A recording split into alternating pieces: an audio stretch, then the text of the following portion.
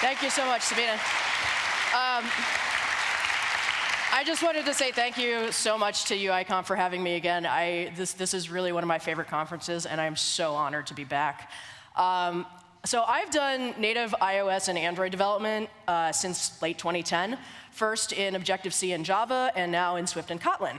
And if there's one thing that's remained consistent over the years, it's the desire of developers trying to avoid repeating themselves and businesses desperately trying to save money to have a way to share some code between iOS and Android.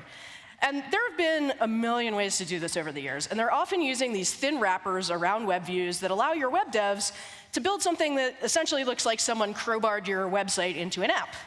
And there were a fair number of iterations on this idea, which most recently has evolved into React Native, which uses a much bigger bridge between JavaScript and native code to allow JavaScript code to easily manipulate native UI. Well, depending on your definition of easily. And most of these frameworks have caused reactions from native developers that range from pure horror to sarcastic derision. But there's another style of cross-platform development that I don't think is talked about as much, and that is code that is cross-compiled to run natively on iOS and Android. Xamarin actually compiles C# code straight to ARM assembly code, and you can also run C++ code natively on both iOS and Android.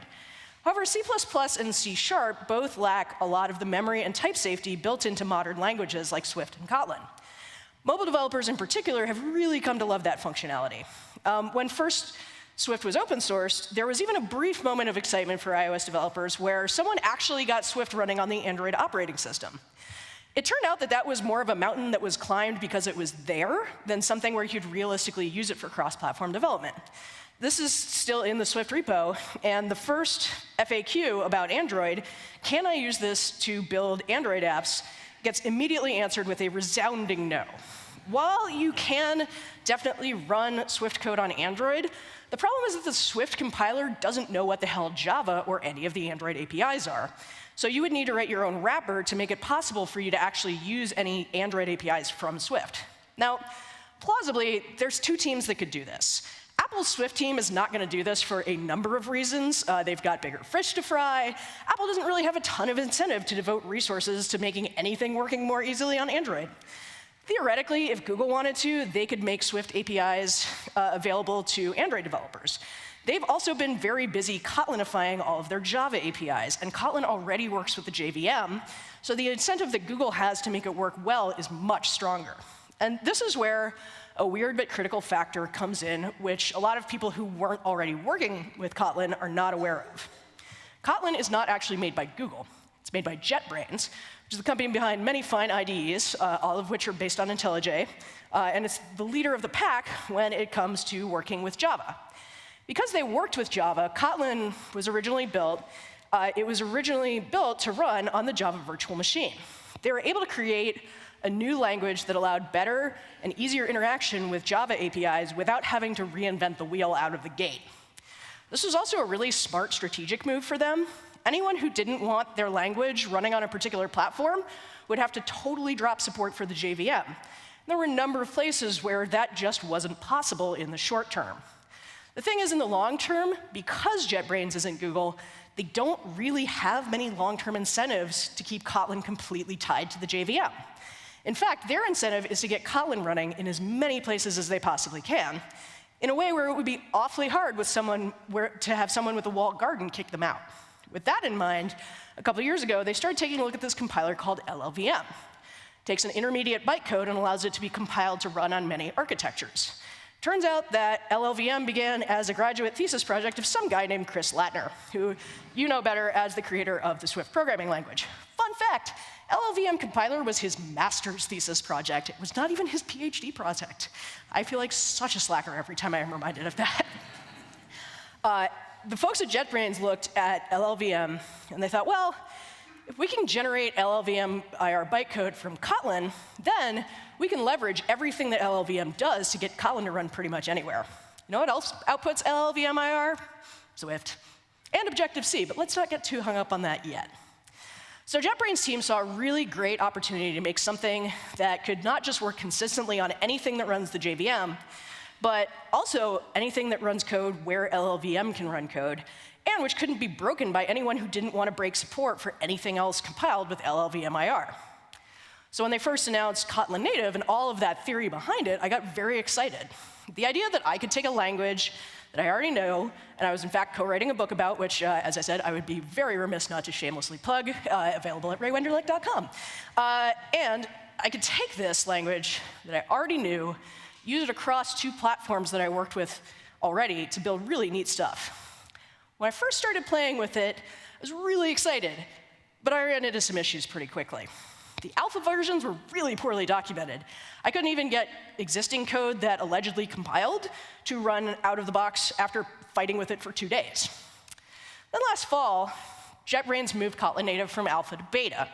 Level of usability improved about 1,000-fold. They also added a much, much better getting started guide for multi-platform projects that can take advantage of both Kotlin Native and Kotlin for the JVM. And I managed to get the starter tutorial working after a couple of hours.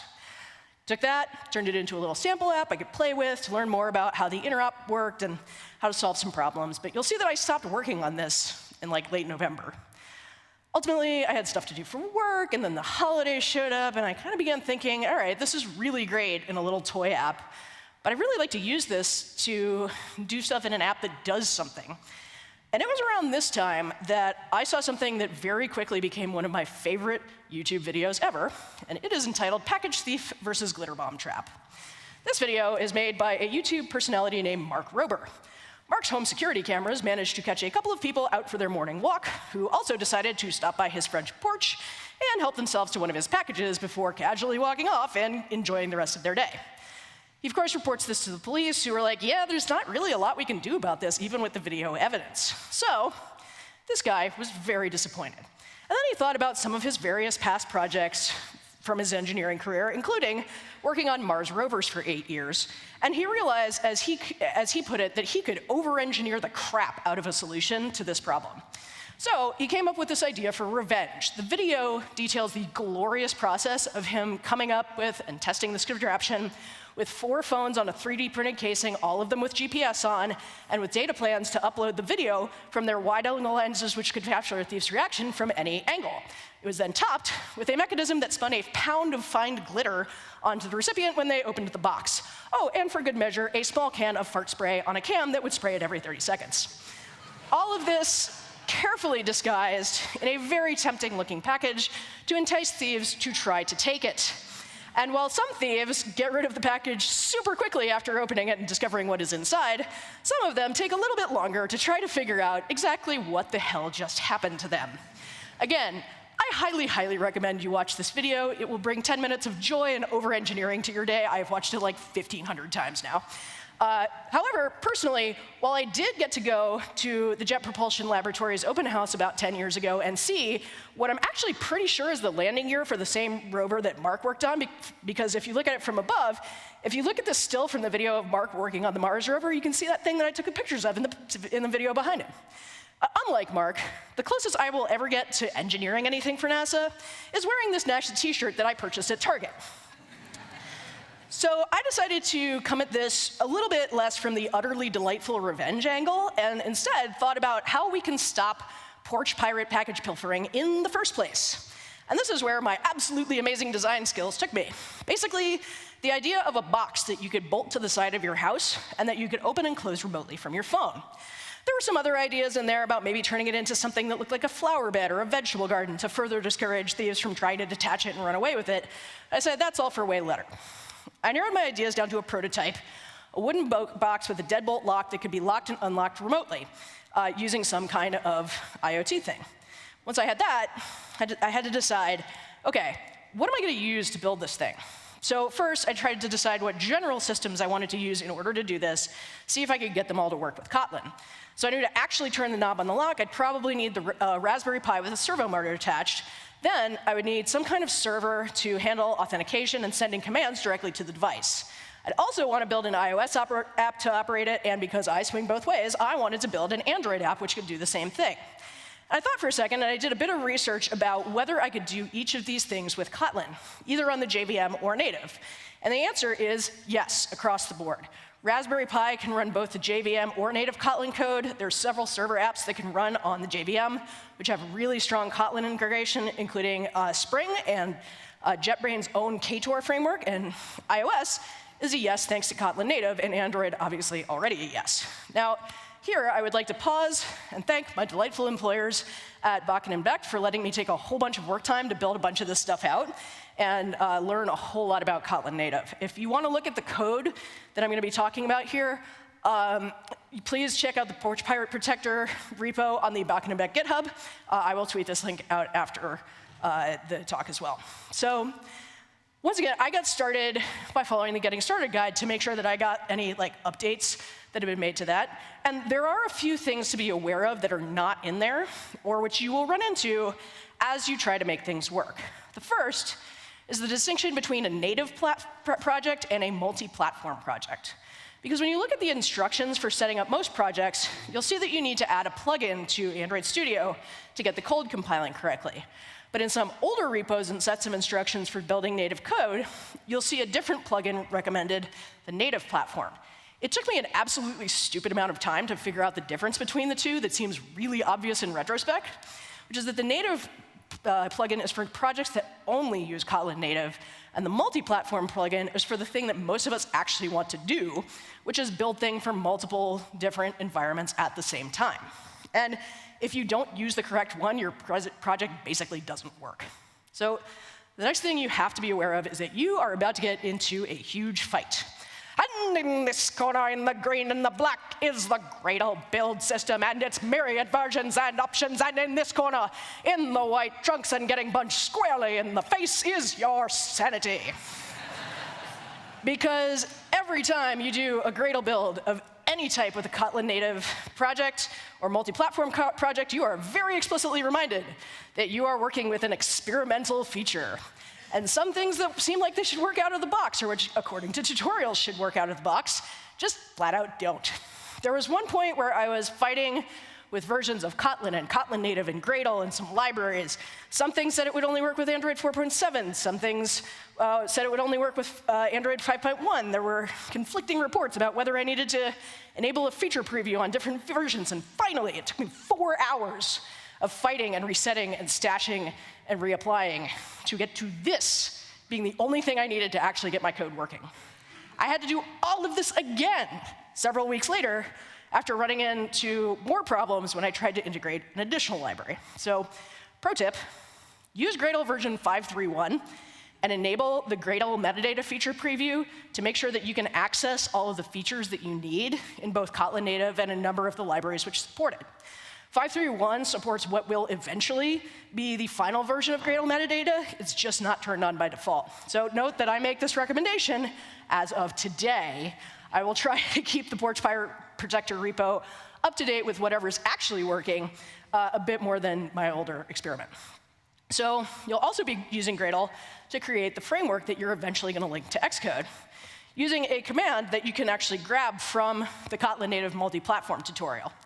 Now, Android devs are pretty comfortable running Gradle from the command line, but you can skip all that nonsense if you don't want to deal with it. In the Android Studio window, you see a little Gradle logo with an elephant that you can click to show the list of Gradle tasks that can be run. And you can double-click that task to run it. You'll probably need to do this when you're first trying to set up your iOS app, and it's like, well, where's the iOS framework that I'm supposed to be adding? And it's not actually even in the folder that it's supposed to output because you've never built it before. The next thing to be aware of is something that you've probably run into if you've ever done Java or Kotlin development, which is that folder structure gets horrendously nested very quickly. When you create your multi-platform project, they generally suggest making a folder for each of the individual things you're working on at the root level of a project, and then to have a root level build.gradle file that covers all of the projects. And then within your shared framework, you need to make folders for each platform you're planning to support, iOS, Android, and the common code between the two, and have a build.gradle file for all of those things. And if you're going to be putting things in a Kotlin Native framework, you also need to make sure that you have a Kotlin directory within that folder, and anything you need to have a platform-specific implementation for, you need to have in the same package structure as it is in the common main folder. This is really annoying. It just is a thing. Speaking of platform-specific implementations, let's get a little bit more specific about some of the fun stuff that you can do with Kotlin Native, because per platform, you can expect fun. Actually, what this means is that in your common module, you can declare that you have a function that you are expecting to have implemented per platform. And next to it, you'll see this nice little diamond that you can click in order to see what the actual implementation would be per platform. So because I was hitting a server that I had running on my laptop, and on the iOS simulator, I knew I needed the local host to be localhost. But Android is running actually in a separate process on an emulator. So if you actually want to hit localhost, you have to set up this special IP address that loops back into localhost. And there's a lot of things that I don't quite understand about how that works. But as long as you use that IP address, you're good. So that's really annoying. But once you actually have those expect and actual fun set up, you can go back into your common module and call your expect fun like any other function, and know that it will get the appropriate value at runtime. So that's really neat. Once you get this up and running, you can trivially provide things that are different per platform. It's time to actually figure out how to call the shared code from both iOS and Android.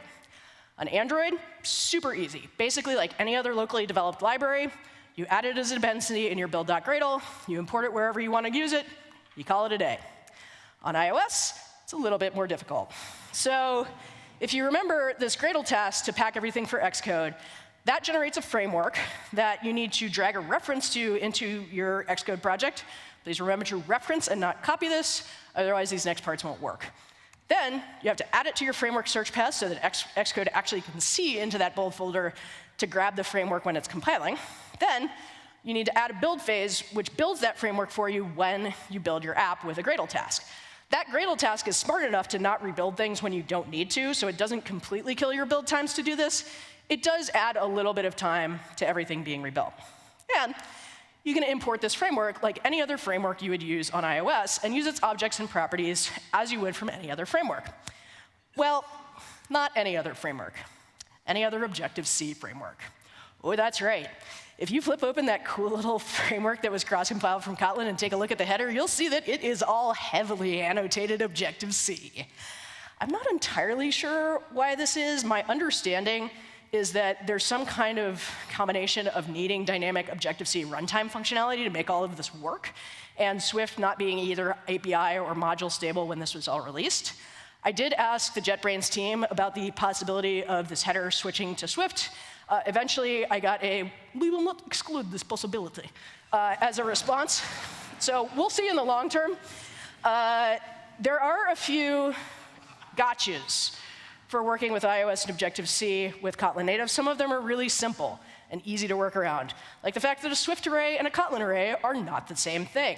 If you're looking to work with a typed array of things in Swift, you will want to use a typed list of things in your Kotlin Native code. That's not that horrible. Things start to get a lot messier when you start working with enum and sealed classes in Kotlin. So an enum class is pretty similar to a Swift enum, and in Kotlin, you can use a when statement to go over each case in an exhaustive way, similar to the way that you can switch over a bunch of cases in a Swift enum. When these classes are cross-compiled, they come out as Objective-C classes, which can't override init, with a bunch of static properties that represent each case. They do at least do you the courtesy of lowercasing the names of the properties so they don't look out of place in Objective-C or Swift. The good news is that you can still use a switch statement and enum-like syntax to work with this type. The bad news is that you have to include a default case to handle potential other types, even though they can't be instantiated. Because while the compiler becomes aware of that fact when you actually attempt to instantiate a new type, or you try to override an initializer, it doesn't really know that when it's evaluating a switch statement. So you have to include this default case, even though it's almost certainly never going to get called, which is really, really annoying. So you will run into problems like this from time to time. You'll eventually be able to run code on both iOS and Android, which calls into a Kotlin framework. Neat. Next thing you have to decide, what am I going to centralize?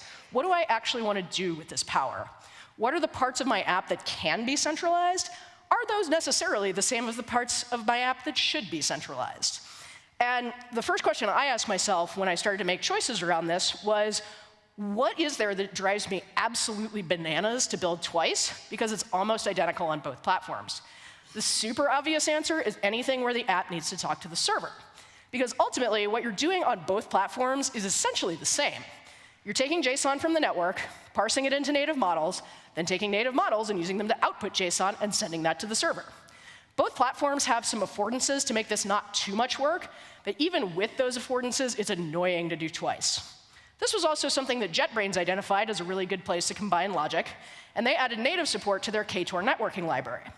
So KTOR has both a server element, which I'll talk about a little bit later, and several client engines, including ones for iOS and Android.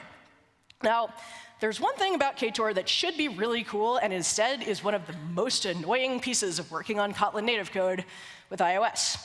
So KTOR makes really, really heavy use of a Kotlin language function called coroutines, which has async await built in, but also many other fun asynchronization handlers, and essentially represents Kotlin's language-level modeling for dealing with asynchronous programming. And while there is a native coroutines API available, it has one major glaring flaw. Now, when I heard, that flaw is that only single-threaded code JS style is currently supported. Your code can only run on the main thread. Now, when I heard that the native team had taken a function that was specifically designed to make dealing with asynchronous code easier and made it only usable on the main thread, I was a little bit surprised. I mean, seriously, is handling multi-threading not the entire point of having coroutines? I did do some digging.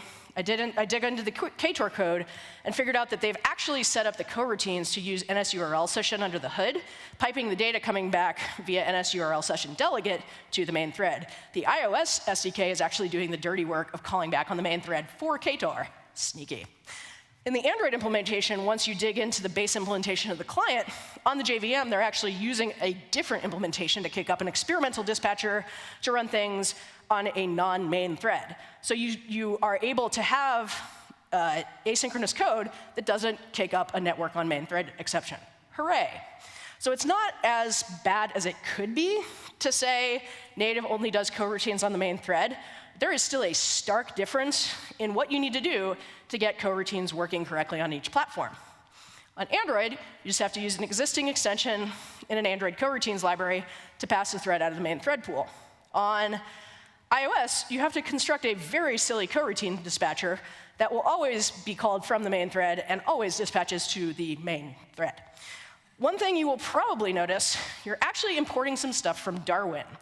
That is not the only thing that you can import.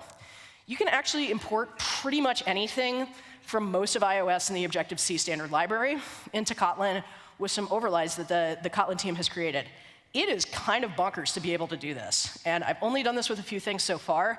There are some super, super interesting possibilities in terms of centralizing non-business code with this. Speaking of kind of bonkers, there's one other thing to understand about how Kotlin native coroutines work, and that's that when they hit something which they might need to use another thread, they freeze their object graph where it stands.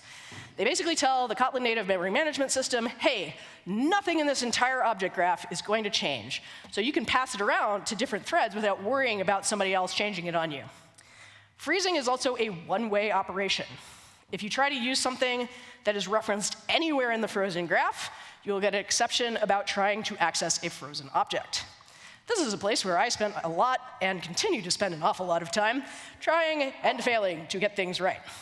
Once I finally got some of this working, the biggest things that I found were that basically making new objects be the result of something instead of manipulating existing objects is absolutely the way to go to do this.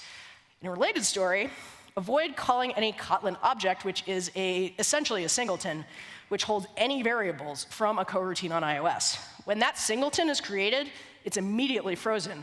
So any of its variables are also frozen as well. I found out that this also includes such things as don't make your KTOR HTTP client a property on an object, or it will not work at all on iOS. Thank you very much to some lovely French guys on the Kotlin Slack for helping me figure that out. There are a couple of cheats to work around this, particularly if you need to do one-time setup of something like passing a driver to your database, but they can be really, really hairy to work with. If you can avoid it and instead pass in individual instances of a Kotlin object, do that instead because it will make your life a lot easier. Speaking of which, if you need to have something be mutated, try to do it on the iOS side of the fence by passing in an object which represents an interface. When the code actually goes to call into the iOS object, it won't be under the control of the Kotlin object graph anymore and won't complain about mutating anything. For example, I wound up making an interface to store the user token returned by the server.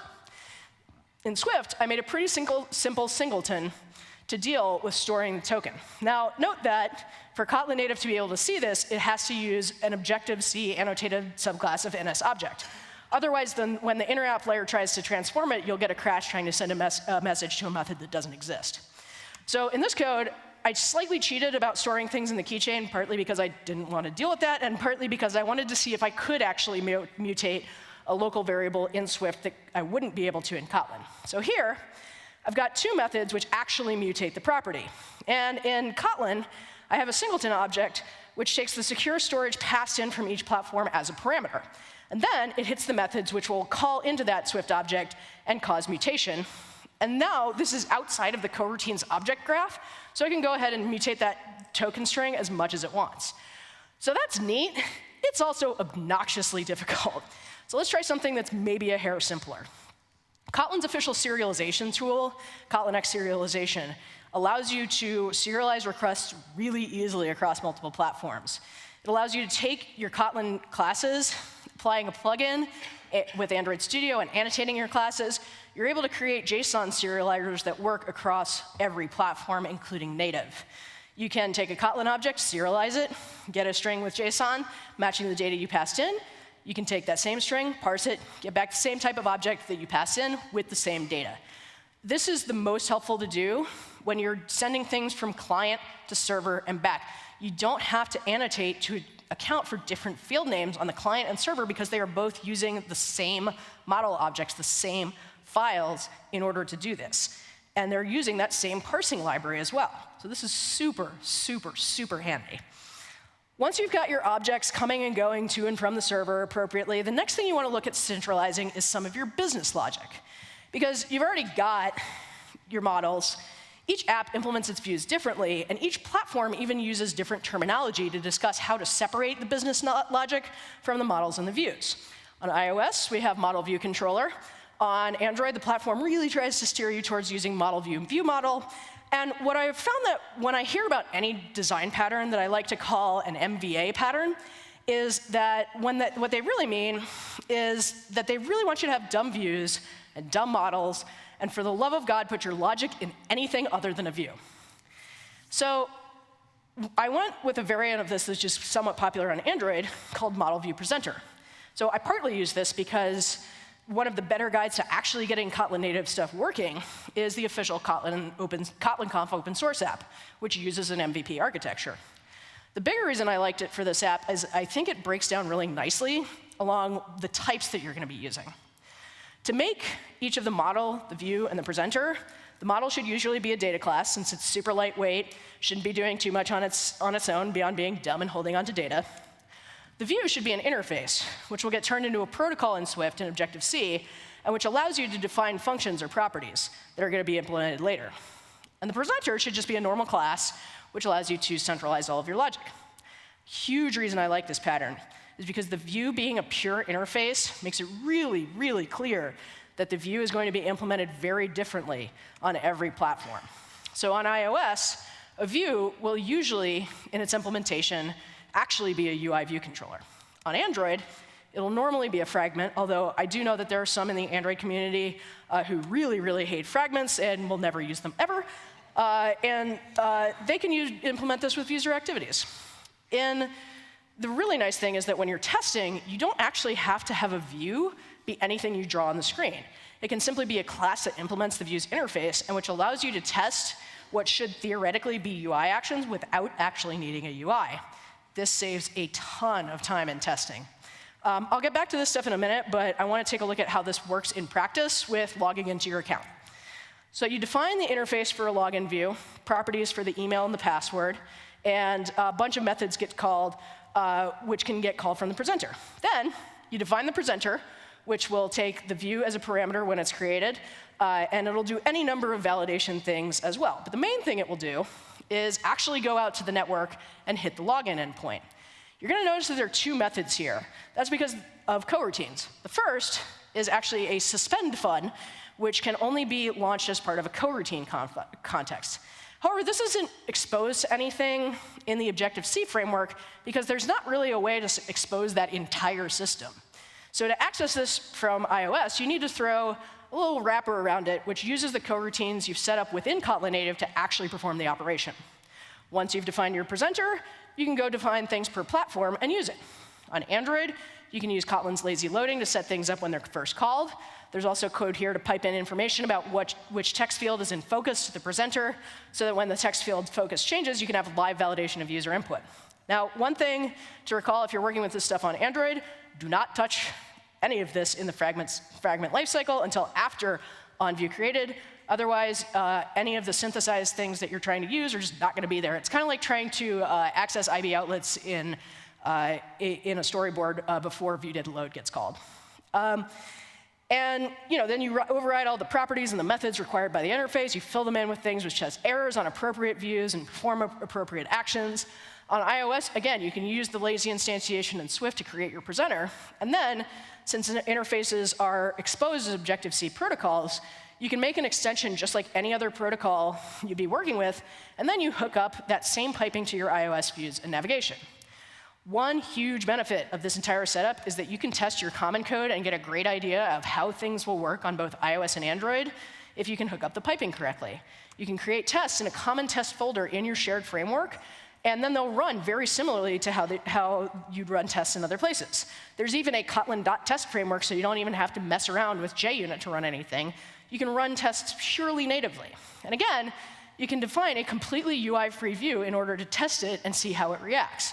You can check that some test backing variables are being changed rather than what's actually on the screen to validate that what you're doing when you're validating input, proper errors are output, proper reactions are had to changes in input. Problem with this comes when you want to try to test something that has asynchronous code, because you need to use a coroutines method called run blocking that basically waits for all asynchronous calls within it to complete in order. And of course, this does not exist for all platforms that are covered by a Kotlin multi-platform project. I initially thought that it was Kotlin Native that didn't have it. It actually doesn't work in a common project because of JavaScript. Kotlin multi-platform also supports JavaScript, and that creates a limitation where you cannot use run blocking unless you create an expect fun in your common test that essentially shadows the run blocking declaration, and then in your Android test model, add an implementation that just hands things straight through to run blocking. And again, since this works with native, you can use that same code in your iOS test code as well. Then you just need to update everything to use that platform-specific run blocking, and you can run the test of your common code. So if you just run Gradle tests on your common module, you look, all of the lovely log bar from that test, you'll see that it's actually mostly running Android test on your shared library, which could be really annoying, except for the fact that Android test will also run all of your common tests. There's going to be that folder where all of the different tasks are. You can still click on that and see what tests were run. Once the tests are run, you'll get this nice little local web page that you can look at to see what passed and what failed. I'm super running out of time, so I want to talk very briefly about a couple of things I learned building out a Ktor server. Honestly, most of what I learned wasn't specifically about Kotlin, so I will confine it to bullet points. Firstly, as someone who hasn't done much server-side development, I learned a ton about how Docker works as a way to basically shove a bunch of Linux emulators that can talk to each other inside your computer. I learned about the MySQL database, which I hadn't really used before, which immediately led me to learn more about ORMs for MySQL, because working directly in SQL statements is hideous. I also learned a lot about how to store data for passwords that's not the password itself and is reasonably hard to crack. And I also learned at what point my 4-year-old MacBook Pro would just give up and decide it did not want to computer anymore. And at a certain point, that's fair, because when you are running two of the biggest memory and processor hog IDEs that exist, along with their simulator and emulator, and you decide, you know what you should do, I'll just add a nice big layer of virtualized Linux on top of everything, it's going to feel like your computer is about to rage out and burn everything to the ground because it's running so damn hot. So unfortunately, we do not have time for my terrible idea, which was a live demo. But if anyone is interested in seeing a live demo, I'm more than happy to do that later. I want to talk a little bit about the next steps that I'm going to be taking. I'm going to actually be building this box that moves everything around. Right now, I have the server, the iOS app, and the Android app all talking to each other. I just need to actually have it talk to a Raspberry Pi thing, which is, as Sally's talked about yesterday, somewhat more complicated than one would realize before you start getting into it. It also turns out that hardware engineering is a lot harder than software engineering. You have way less room for refactoring when you're using physical materials. And like I said, I need to get the Raspberry Pi software working. And I need to figure out how to get that actually locking and unlocking the box without breaking the motor and or the app. I want to keep going with something I ran into on my initial test app, which is that localized strings work really differently on iOS and Android, and trying to get them shared across both platforms is kind of a mess. Maybe someday in the future, I can find someone who actually understands things like hardware development to help me build this whole system for real when I actually own a house that I can bolt things to. With that, it is time for the obligatory summary slide and a final list of takeaways for today. The biggest one is that if you played with Kotlin Native when it first came out and were kind of horrified, give it another chance. It's made a ton of progress, and it's working much, much better now. It is a really great opportunity to share logic between platforms without having to throw type and null safety out the window or having to spin up an entire JS context. You should remember, this is still in beta. There's going to be a lot of stuff that is very, very frustrating and will block your progress for times ranging from minutes to days. Be aware of that when you decide to work with this. Despite that, there are some things that make your life easier, like Ktor and Kotlin X serialization, to talk from client to server. You do have to be aware of the challenges around coroutines, but they can absolutely be worked around. And finally, while this is all still experimental, it is so much fun to mess around with. And if you are patient with yourself and with Kotlin Native, one day you will be able to stop being the coyote. You will become the roadrunner and run triumphantly into the painted desert. Thank you.